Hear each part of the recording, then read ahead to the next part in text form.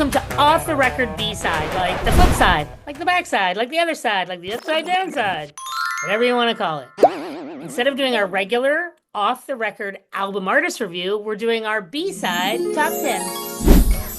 So this week on Off the Record B-side top 10, we are doing the ultimate remake show.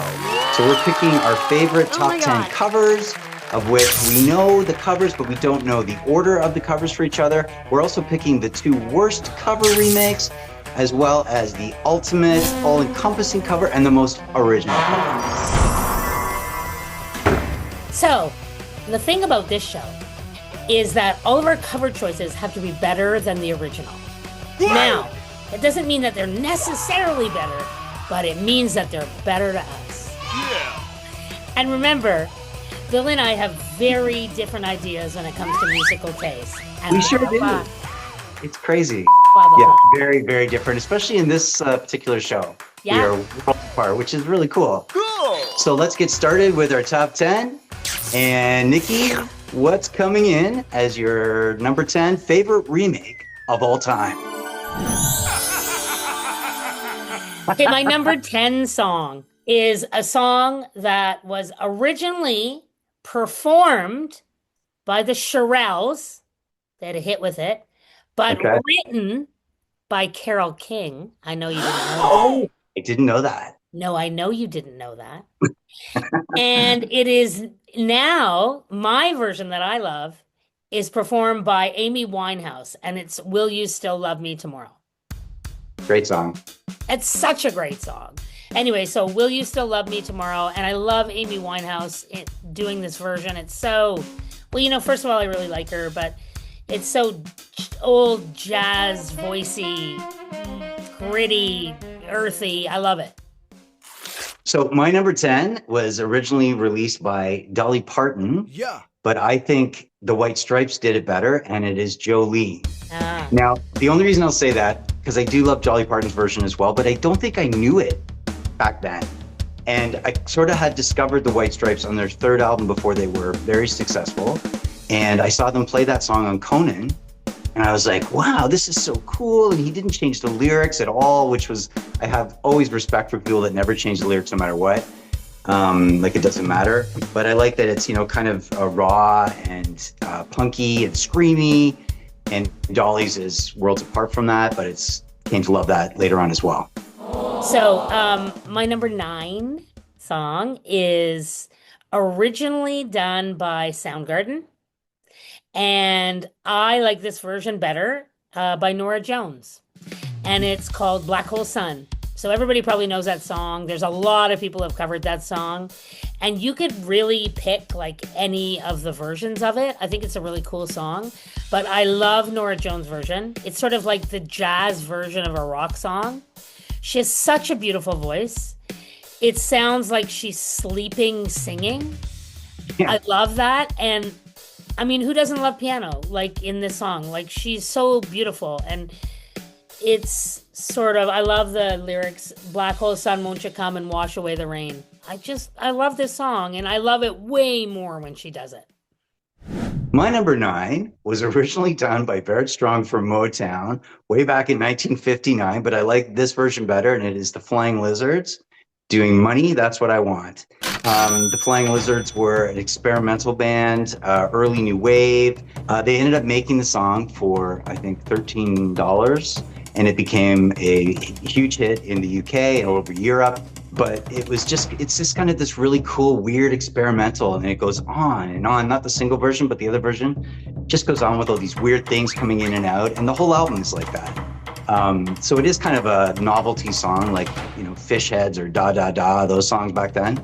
But they were actually a band that was trying to create these weird sounds. Just very different from the Motown version. It's like a soulless version of Money, That's What I Want. I liked it. I wrote down, I thought it was like a wild, like a carnival ride. And I love the horn in it. There's a lot of great horn in this song, in that version. My number 8 is by someone called Victoria Williams. And she did it originally, and then it was redone in this version by Pearl Jam. And it's called Crazy Mary. And this is kind of an interesting album that Pearl Jam worked on. It was called Sweet Relief. And they did an album, all different artists got together and did covers of Victoria Williams' music because she had multiple sclerosis. So it was to help her because she was very, respected in the music community and she couldn't play anymore. So Oh, everybody did this as a sort of a relief album. It was called like Sweet Relief. So Crazy Mary is the Pearl Jam song, and it's so soulful, and like it's like almost like a dirge. This song, I love the lyrics a lot too. One of them, that what you fear the most could meet you halfway. It really is such an interesting song. my number 8 is a song originally done by the Pixies, I think in the early 90s, maybe, and then redone by, and in a better way, by TK Maidza. And the song is Where Is My Mind? And I loved it. I was obsessed with her for a little while. But I like this version better, I think, because Pixies didn't put a lot of production on their music. They kind of made it a little more raw. And I think that's why people liked them. That's probably why I didn't really like them a lot.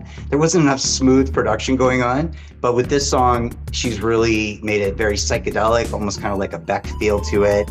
And it's really a song about hallucinations to a certain extent. And it just sounds more like that to me. Okay, my number 7 song was originally written and done by Kate Bush, who is like not one of my favorite, as we all know. So then when I found this version, I was like, oh my lord, that's going on my list. So Really? it's now done, covered by Theo Bleckman, and it's Yep. Running Up That Hill. And he literally made this song beautiful for me. His vocals are so soft and sad, but I think this has such gorgeous percussion and violin, and I love the percussion. I love the violin and the piano bits. It almost sounds like a religious choir. My number 7 was originally done by Joni Mitchell, I think back in 1971, and it was a B-side to the single Carrie, but it was also on her album Blue, and it is Nazareth doing This Flight Tonight. And, I just always knew the Nazareth version more than the Joni Mitchell when I was a little kid. And it's a rocker, almost rocker metal version of a folk song, which is always awesome to me when people can transform songs like that. They were huge fans of Joni Mitchell's Blue album, and that's all they listened to on their tour. Joni Mitchell loved that song. And this was the coolest thing I read, was that Nancy Wilson from Heart, when she heard that song, that inspired her to write the beginning to Barracuda. And it's very similar. But I thought, and Joni Mitchell loved it, which was cool, but she really liked the version of her song. That was really a nothing song. Yeah. Not a nothing song, but not a hit of any kind, not a single, nothing. Ah, my number 6 song was originally by CCR, and this version that I really like is by someone called Taya Gilmore, Mhm. and it was used in Army of the Dead. I don't know if you know that, but I just loved it because of that movie.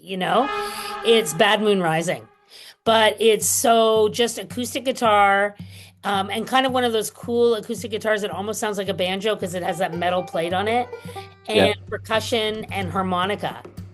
And it's so deep and sort of lost. And her vocal is almost dispassionate. Like it's really it's like she took this rock song and she made it this terrifying soft thing and put it in a zombie movie. It was really cool. My number 6 was originally a huge hit for Marvin Gaye. And I like the version the Slits have of Heard It Through the Grapevine.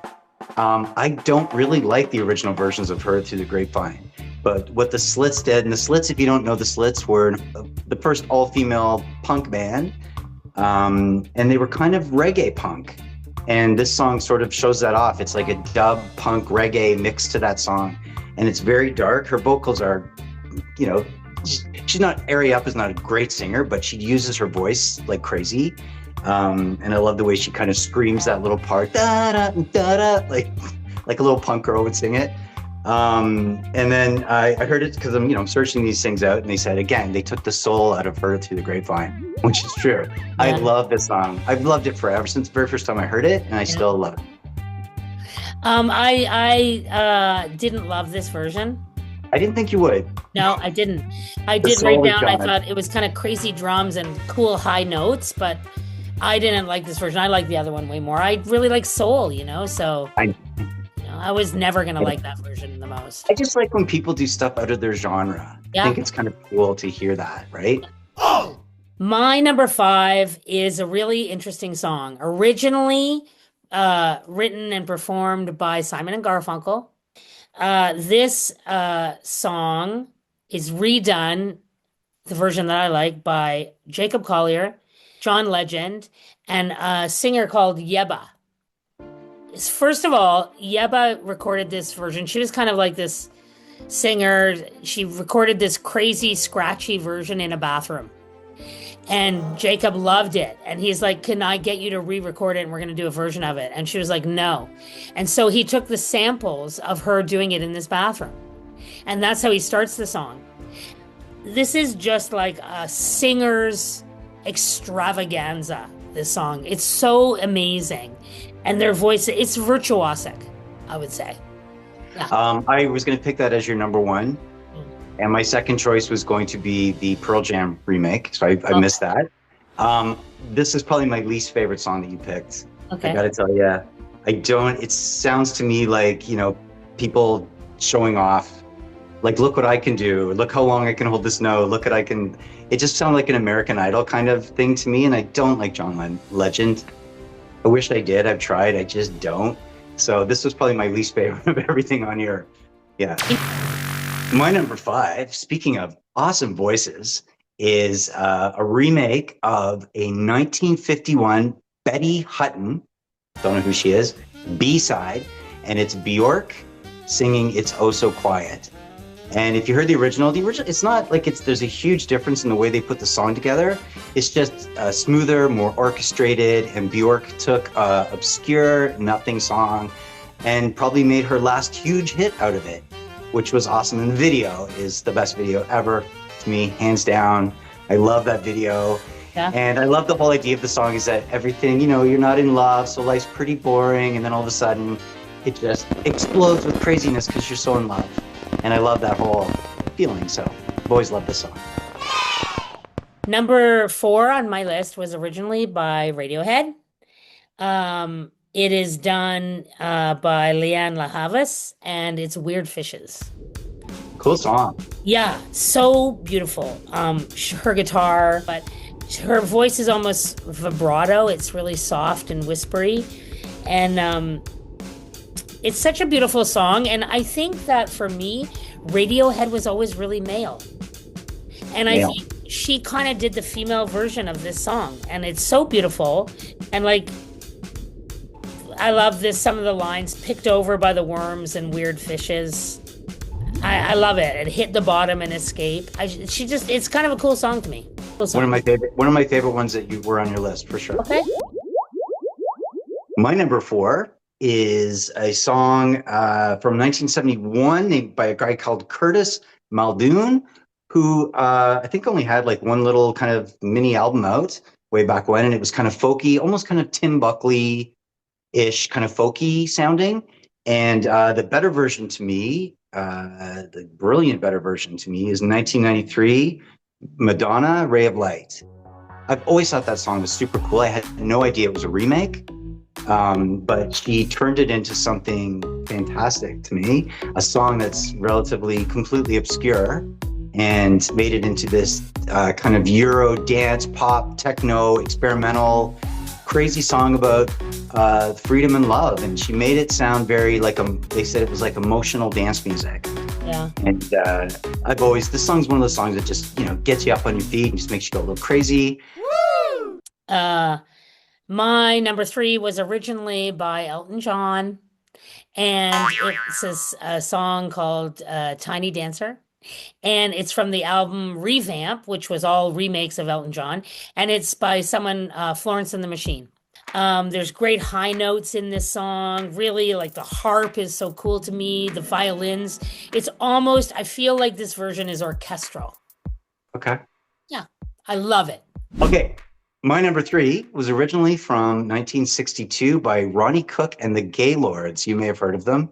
Um, but my favorite version of that song is by the Cramps, and it is Goo Goo Muck. And Ronnie Cook's version is more like almost like a Monster Mash kind of sound to it, with the screaming and everything. But the Cramps turned it into this kind of sleazy, almost Dean Martin punk version, stalking people on the street as the Cramps do a lot of the time. And it's got that cool surfer guitar that Poison Ivy does. And of course, in the TV show Wednesday Addams, that was the big song at the dance and gave the Cramps probably their biggest hit ever. But I've always loved that song, still do. It is a real dance party. It's a dance party. My number two song was originally written by someone called Dean Dillon. And it's interesting that I would not know that, but I didn't like the original version. It's probably the most redone version of any song.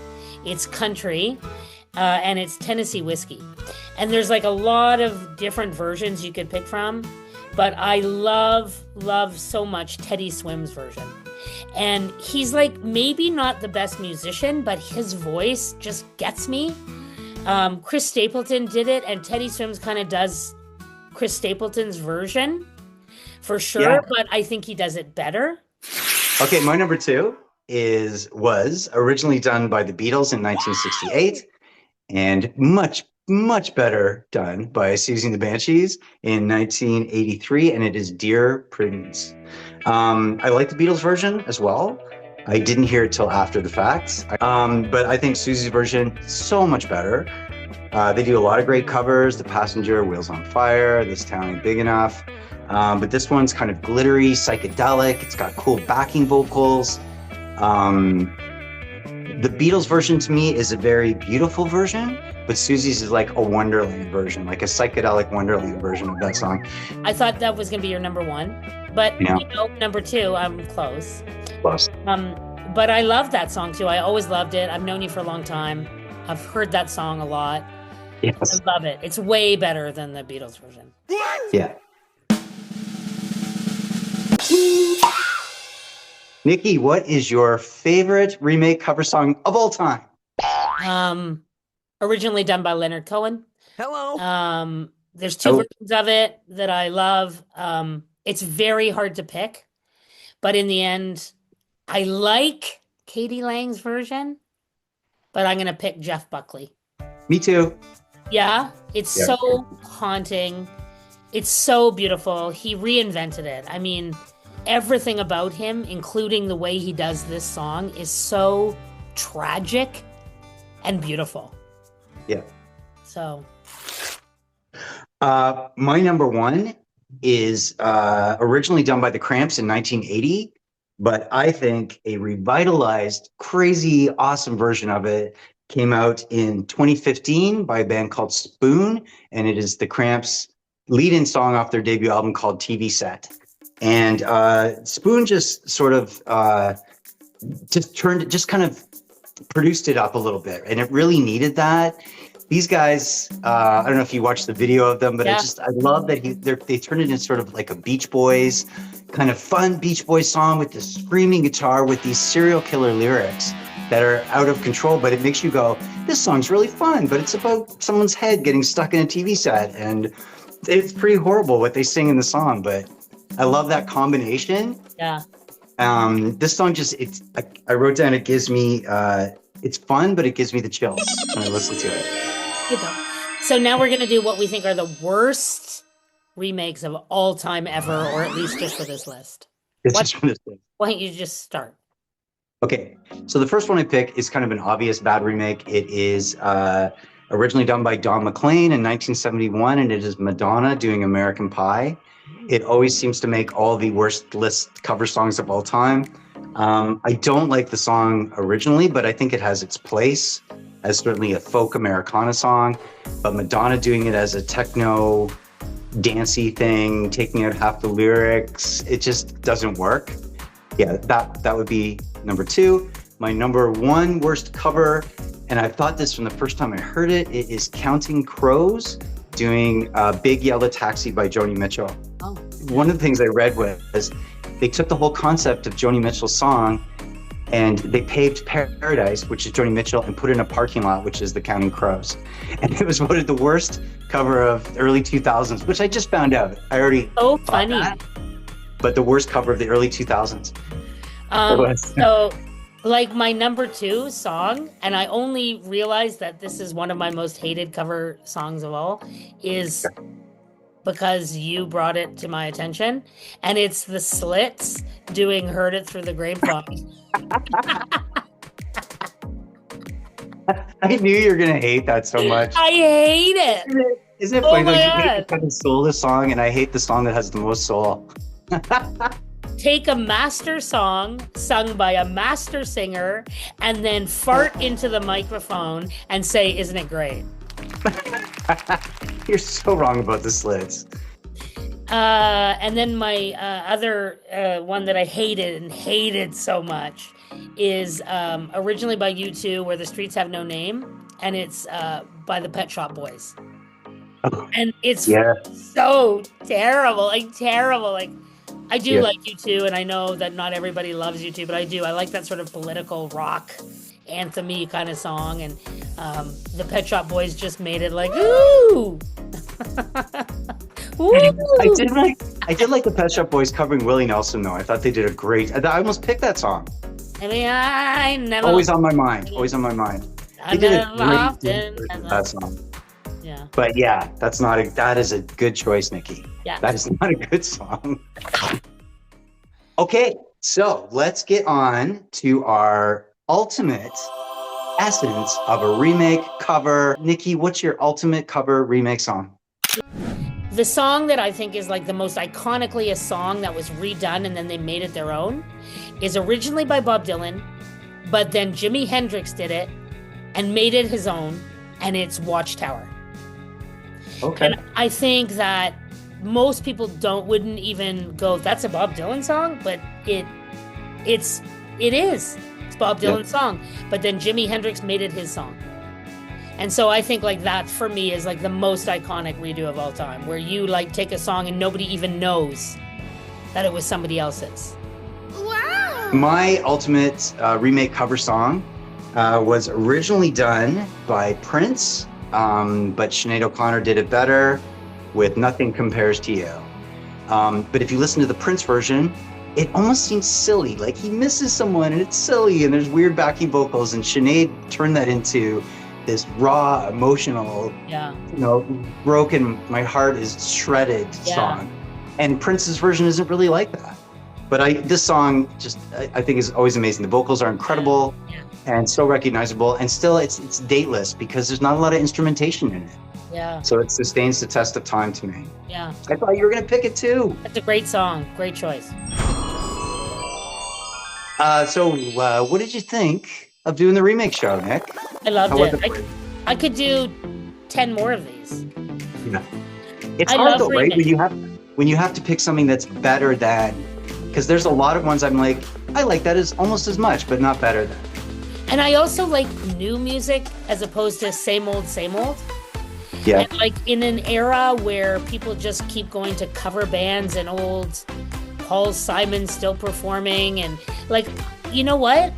I love that there's new people doing new things.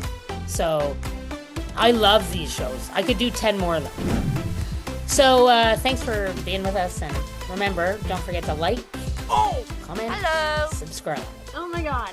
or anything else.